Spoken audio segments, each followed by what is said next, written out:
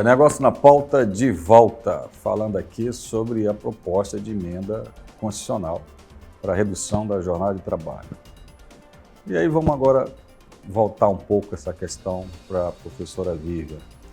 Professora, há um movimento global de redução da jornada de trabalho, né, que chama-se Movimento Vida Além do Trabalho. Aqui no Brasil está sendo chamado isso, né? E todos alegam que a produtividade do trabalhador vai aumentar por causa da melhoria da qualidade de vida, como a senhora colocou no bloco anterior, e haverá geração de novos empregos. A senhora acredita realmente que essas questões, como estão sendo colocadas, vão acontecer dessa forma? Quando a gente tem esse movimento aqui no nosso país, a gente olha para o outro, né? Olha para o europeu, experiências europeias. A nossa realidade é muito diferente. Nós somos humanos, né? Somos, né, pessoas. E esse movimento global é justamente para olhar para essas pessoas, para essa necessidade humana de lazer, de descanso. Mas se vai dar certo ou não, é desafiador falar, né, Arthur? A gente não tem uma bola de cristal, mas eu acredito que precisamos sim de mudança. Mas não é uma questão cultural? Porque nós gravamos aqui, há 2 semanas atrás, um programa sobre o desenvolvimento da economia da China. O nosso convidado, ele fez uma imersão de 22 dias na China, onde ele conheceu empresas, né, e não foi dirigida por autoridade, digamos, de fato, não deixa de ser, porque na China nada é feito sem essa permissão, né? Mas foi um grupo de empresários que foi no Brasil, fora dessas comitivas oficiais, se organizaram através de sócios lá do BTG Pactual, foram conhecer como é que funcionava a economia. Sim. E eles viram lá o seguinte: a jornada de trabalho na China é de 9 às 9, 9 às 21, de segunda a sábado. Quando se fala isso, a primeira resposta é assim: mas lá é uma ditadura, né? Lá é imposto isso. E aí ele me diz: não. Lá existe a cultura de louvor ao trabalho. As pessoas se orgulham de trabalhar muito. Eu nem estou defendendo isso aqui. Estou apenas falando que existe um componente cultural também, né? Do que é de mais valor na sua vida. Evidentemente, a gente mora num país tropical, abençoado por Deus, né, bonito por natureza, e nós somos festeiros por natureza, né? O fim de semana do brasileiro é muito diferente do chinês e do europeu, e a gente sempre tende a achar que o tempo que você passa no trabalho, e eu estou falando de cultura de maneira geral, é um tempo que você perde da sua vida, né? Que talvez seja outra discussão que tem que se fazer. Mas quando você fala dessa cultura e dessa, né, nós olharmos para uma outra cultura que trabalha muito, que se orgulha disso, nós esquecemos às vezes de olhar os impactos nessa própria cultura. Por exemplo, o Japão. Há informações, né, já li sobre isso, que empresários ou mesmo o operário desmaiam, simplesmente desmaiam, de exaustão, de cansaço. E trabalham muito também. Na China a gente tem também vários pontos de opressão, de suicídio, de uma série de efeitos colaterais desse olhar. Então, assim, precisamos olhar para os dois pontos. Talvez precisamos trabalhar mais. Eu, às vezes, né, também sou um pouco viciada em trabalho, tenho que reconhecer isso. Fico, às vezes, injuriada porque tanto feriado. Mas é a nossa cultura, tirar tudo isso, o que isso vai impactar nas nossas vidas, né? Talvez seja a grande discussão, por isso salutar o debate. Por exemplo, eu já trabalhei 7 dias por semana, eu já desmaiei trabalhando. Olha só. Né? Mas enfim, mas são fases da sua vida, você não vai passar a vida inteira fazendo isso.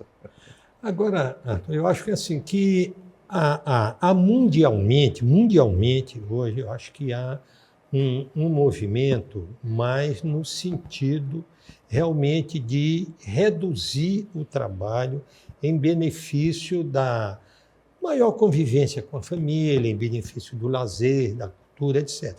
Eu acho que esse é um movimento mundial, não sei em que velocidade, mas assim, algo que é irreversível e que vai chegar à própria China.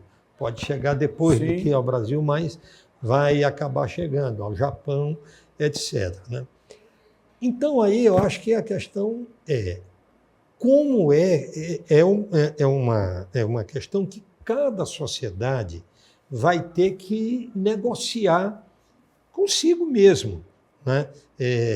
No Brasil, nós reduzimos a carga de trabalho, né, de 48 para 44 na Constituição de 88, né? E agora há esse movimento aí. Eu estou enxergando que provavelmente o que se fez? Se fez uma cartada de jogar o máximo possível para chamar a atenção, para ter uma margem para negociação. Quer dizer, aquela história do bode na sala incomodando todo mundo. Então a gente negocia para retirar o bode e chegar a... talvez essas discussões todas sejam interessantes, mas acho que os setores têm que ser tratados separados, né? Então, por exemplo, se você pegar a situação hoje dos Estados Unidos, que na verdade teve a indústria completamente desmantelada pela concorrência chinesa, a jornada usual dos Estados Unidos, desde o período pós-guerra, é 9 to 5, né? De 9 às 5 da tarde. E depois disso aí você paga hora extra, que é uma jornada que para quem trabalha com serviços é adequada, mas não para quem trabalha na indústria e no comércio. E a quantidade de feriados também nos Estados Unidos é muito menor que a nossa aqui, né, professor? É muito menor. Aqui todo ano aparece um feriado novo. Mas essa questão talvez seja discutida por uma abordagem maior, que é uma competição global que se tem no mundo hoje e que se tenta resolver isso através de barreiras comerciais. Está claro para a maioria que não vai resolver, porque a questão de produtividade mesmo dos países asiáticos é muito maior que a nossa. E essas discussões elas têm que ser levadas em consideração, né? E, Arthur, eu acho que também tem uma outra coisa, doutora Zé, que é o seguinte, olhe, a questão da jornada de trabalho, ela não se coloca igualmente para todos os setores da economia, não é uma coisa homogênea, não é?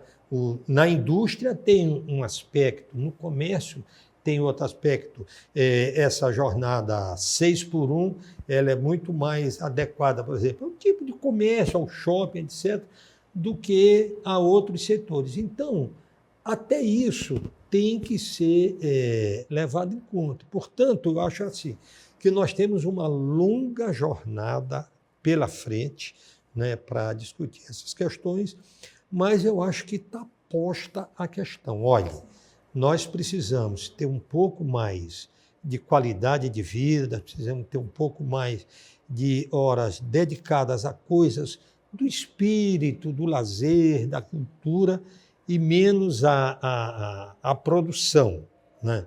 Agora, como é que isso vai acontecer? Vai depender do momento histórico de cada país, das forças políticas que são dominantes. Agora, precisando, por outro lado, também ter cuidado para não nos deixar capturar pelas bandeiras populistas, pelas confusões ideológicas, que no final das contas acabam trazendo mais problemas do que soluções. Eu acho que se a discussão ela acontecer, e talvez seja o momento mesmo, né, professora, e for colocada de maneira onde as questões ideológicas, políticas, que é difícil de ficar de fora, forem colocadas, não em segundo plano, mas ao lado de questões mais racionais e econômicas, talvez seja uma coisa boa que esteja acontecendo. Mas a gente vai mais a um rápido intervalo e voltamos em instantes com mais negócios na pauta.